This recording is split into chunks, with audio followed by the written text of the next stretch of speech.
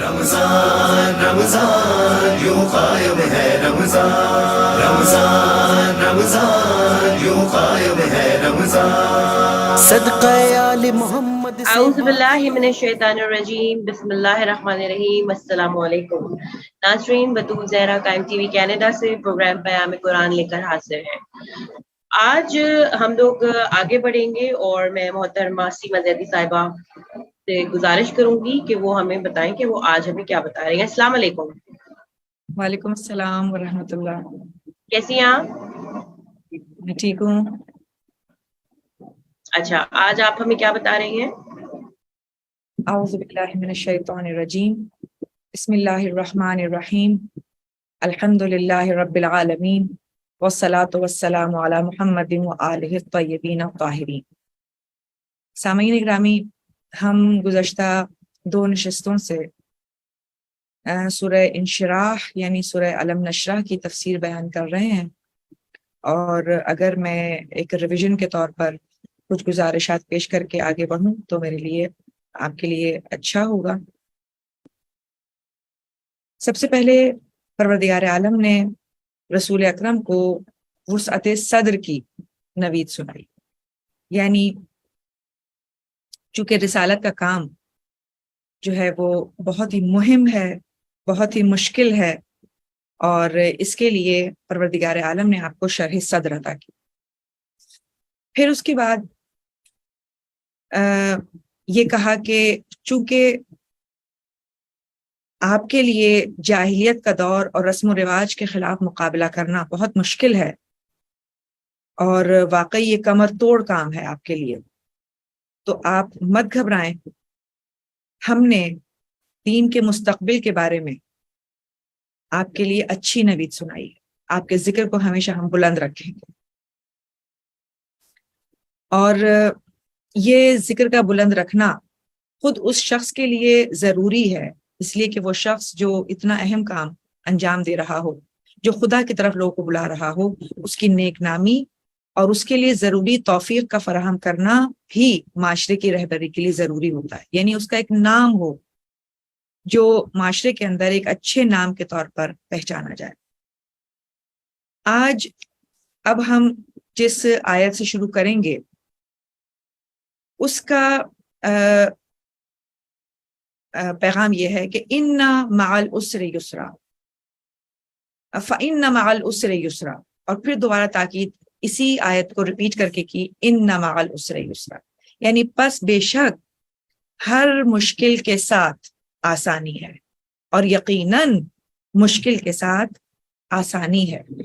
اب اس سے پہلے کہ میں اس کے بارے میں کچھ پیش کروں، سورۃ طلاق کی آیت نمبر 7 میں بھی پروردگار عالم نے اسی مطلب کو پیش کیا، سیجعل اللہ بعد عسر یسرا، سختیاں اور مشکلات زائل ہو جانے کے بعد آسانیوں میں تبدیل ہو جاتی ہیں، یعنی ایسا ہو نہیں سکتا کہ کسی شخص پر کوئی مشکل آئے اور اس کے بعد اس کے لیے آسانی فراہم نہ کی جائے، یہ ممکن نہیں ہے۔ اور اس کے بعد اگلی جو 2 آیتیں ہیں اس میں پروردگار عالم یہ کہتا ہے فَإِذَا فَرَغْتَ فَانْصَبْ، یعنی جب آپ اپنے ان کاموں سے فارغ ہو جائیں تو پھر اگلے کاموں کی طرف رجوع کریں، وَإِلَىٰ رَبِّكَ فَارْغَب، اور اپنے پروردگار کی طرف لو لگائیں، اپنے پروردگار کی طرف جستجو اور سعی کریں۔ یعنی یہ جو ان مع العسر یسرا کی بات ہوئی، اس کو اس انداز میں لیں جیسے علامہ نقن صاحب نے اپنی تفسیر میں یہ بیان کیا کہ جو اتنی یقین دہانیاں کرائی گئیں کہ ہم نے آپ کو وسعت صدر عطا کیا، ہم نے اپنے سینے کو، آپ کے سینے کو کشادگی عطا کی، ہم نے آپ کی ظرفیت کو بڑھا دیا، ہم نے آپ کی بوجھ کو کم کر دیا، ہم نے آپ کے ذکر کو بلند کر دیا، تو ان تمام یقین دہانیوں کے باوجود پروردگار عالم نے جو مشکلات رسول خدا کو رسالت کے میدان میں درپیش تھیں، اس پریشانیوں کو مد نظر رکھتے ہوئے ایک اور نوید، ایک اور تسلی کے لیے کہا کہ دیکھیں یہ سب مشکلات جو اس وقت آپ کو پیش آ رہی ہیں یہ عارضی ہیں، اور ان کے سامنے آسانی پیدا ہونا یقینی ہے. یعنی آپ فکر مت کریں، بس آپ اپنے کاموں پر توجہ دیں، اپنے کاموں میں لگے رہیں، اپنے تبلیغی مہموں کو اور اپنے ضروریات حیات کے پورے کرنے میں اپنے وقت کو صرف کریں، اور پھر پوری تندہی کے ساتھ عبادت الہی کو انجام دیں، اور لوگوں کے رویوں سے متاثر ہونے کے بجائے اپنے پروردگار سے لو لگائیں. یہی سب سے زیادہ مشکلات میں سے کے آسان ہونے کا ذریعہ ہے. یعنی پوری کی پوری سورہ پروردگار عالم نے رسول اکرم کو ایک تسلی و تشفی دینے کی کوشش کی ہے اور ان کو دی ہے. یعنی کہنے کا مطلب یہ ہے کہ غم نہ کھاؤ، یہ مشکلات اور یہ سختیاں اسی شکل میں باقی نہیں رہیں گی. دشمنوں کی کار شکنیاں ہمیشہ کے لیے جاری نہیں رہیں گی، اور یہ جو آپ کے سامنے مادی طور پر،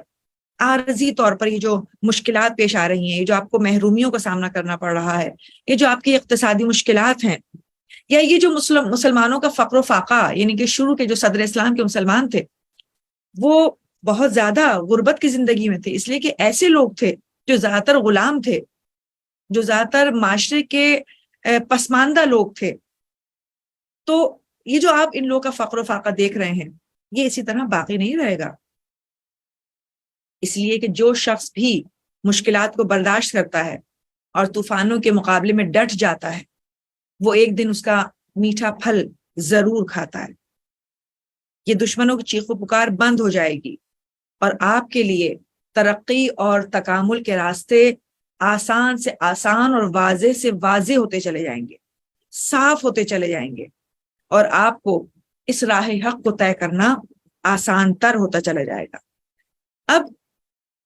علماء مفسرین یہ کہتے ہیں کہ ایک جانب تو یہ آیت خود رسول اکرم کے مشکلات کو پیش کر رہی ہے کہ آپ کے لیے یہ معاملہ آسان ہو جائے گا اور اب آپ اس کو پریشان نہ ہوں،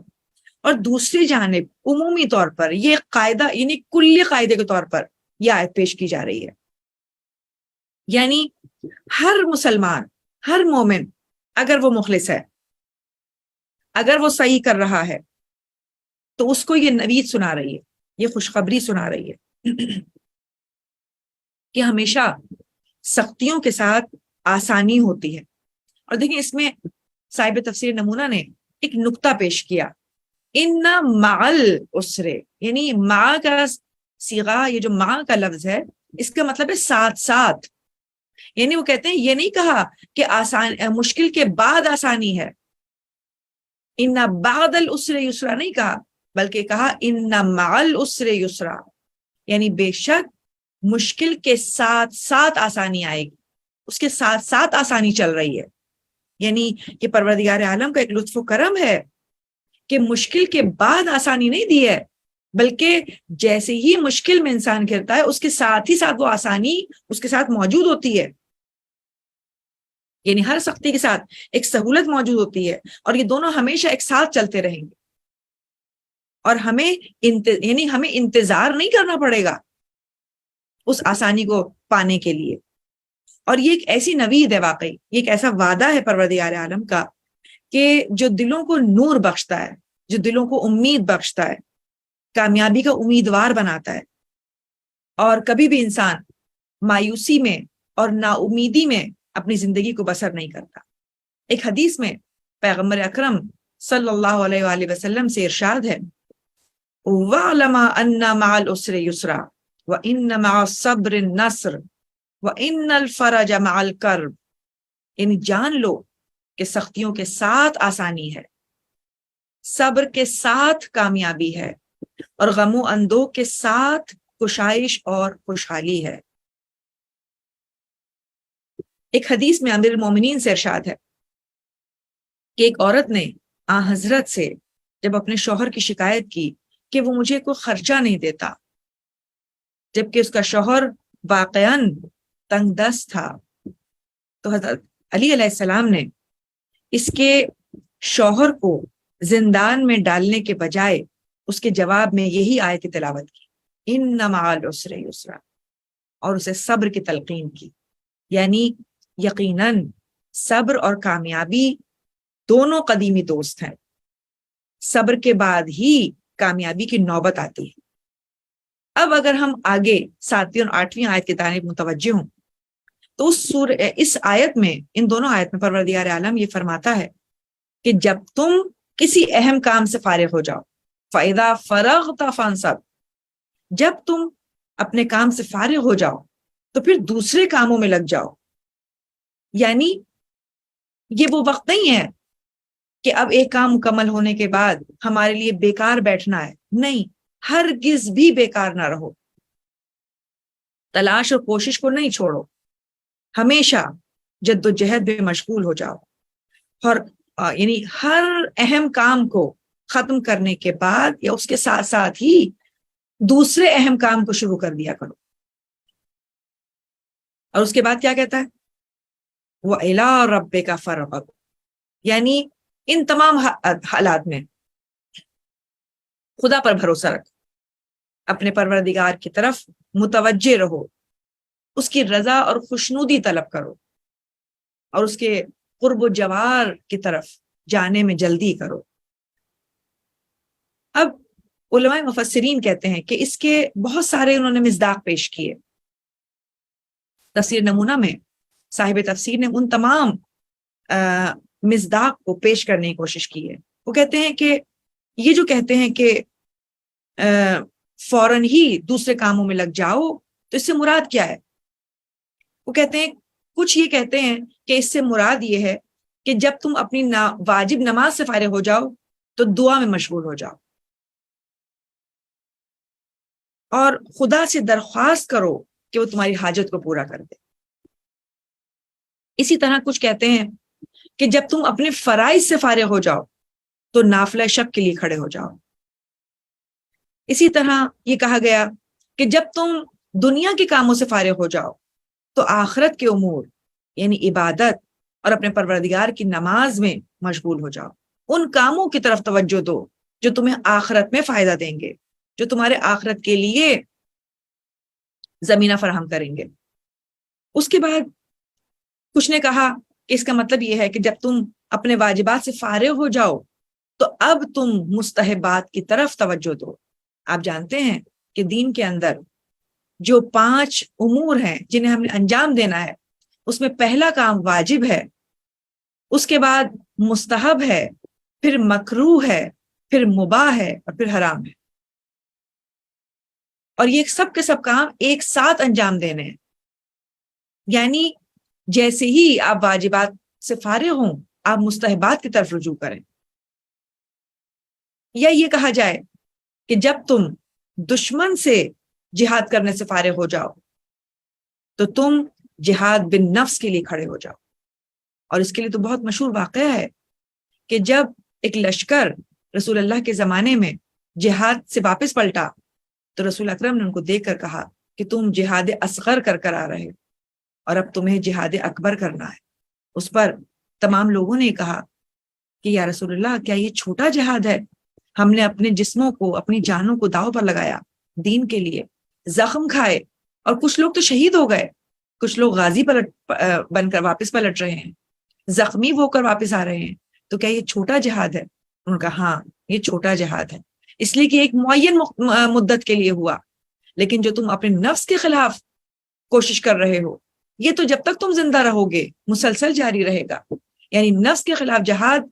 ایک کل وقتی کام ہے جو زندگی میں مسلسل چلتا رہے گا اور موت پر ختم ہوگا. اور اسی طرح ایک اور مصداق علماء مفسرین نے یہ کہا کہ جب تم ادائے رسالت سے فارغ ہو جاؤ تو شفاعت کی درخواست کے لیے کھڑے ہو جاؤ. اسی طرح ایک اور مصداق جو یقیناً بہت ہی معرفت انگیز ہے، اس لیے کہ پروردگار عالم نے جس کام سے فراغت کے بعد خدا کی طرف متوجہ کرنے کا حکم دیا ہے وہ کام بھی کوئی چھوٹا کام نہیں ہے، رسالت کا کام ہے جو واقعی ان کی پوری زندگی تک چلا. تو وہ چھوٹے چھوٹے اوقات کہ جس میں وہ اپنے لیے کاموں کا انجام دے رہے ہیں، ان کاموں میں بھی پروردگار عالم نے یہی کہا کہ جب تم یہ دیکھو کہ میں اس کام سے فارغ ہوا ہوں تو اب تم دوسرے کام کے لیے تیار ہو جاؤ۔ اب اس میں ایک اہل سنت کے ایک بہت مشہور عالم ہے حافظ حاکم حسکانی، جن کی ایک کتاب شواہد التنزیل، اس میں انہوں نے نقل کیا ہے امام جعفر صادق علیہ السلام سے کہ آپ نے فرمایا اس آیت کی تفصیل میں کہ پروردگار عالم نے یہ کہا ہے کہ جب تم فارغ ہو جاؤ تو علی کی ولایت کے لیے نصب کر دو۔ یعنی اس بات کو قرطبی نے، جو کہ ایک اور عالم اہل سنت ہیں، اپنی تفسیر میں کچھ لوگوں سے نقل کیا